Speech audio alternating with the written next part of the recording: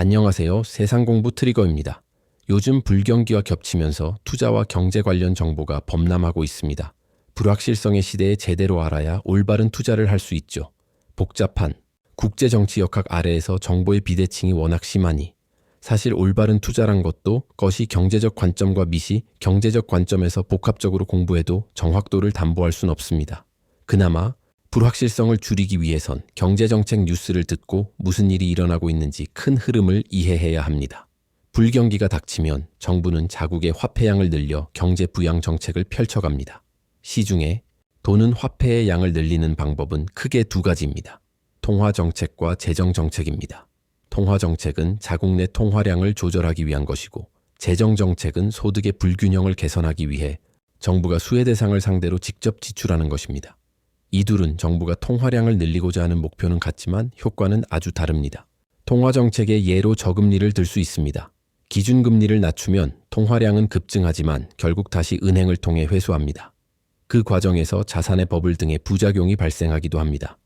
재정정책은 자산가나 기업에 혜택을 주는 것이 아니라 서민들에게 직접 생계비를 지원함으로써 자산의 버블을 촉발하는 부작용은 덜합니다.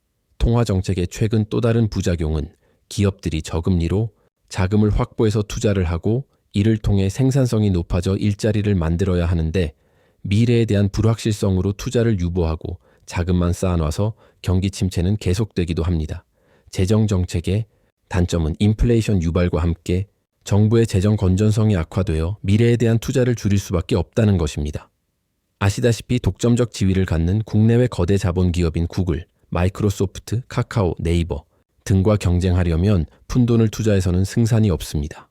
요즘 식당, 카페만 하더라도 대자본이 투자되고 있으니까요. 그런 면에서 과거엔 통화정책이 경제회복을 위한 주요 정책이었다면 최근 빈부의 격차가 더욱더 벌어지면서 재정정책에 대한 국가의 역할이 더욱더 중요하게 요구되고 있습니다. 그러나 만능치료제는 없습니다. 재정정책은 장기적으로 인플레이션을 유발한다고 말씀드렸다시피 재정정책으론 방도가 없으니 통화정책이 필요하게 되는 겁니다. 서민들의 입장에서 단기적 재정정책은 땡큐겠지만 장기적으로 가면 결국 인플레이션이란 살인마를 만나야 합니다. 동시에 통화정책은 저승사자입니다.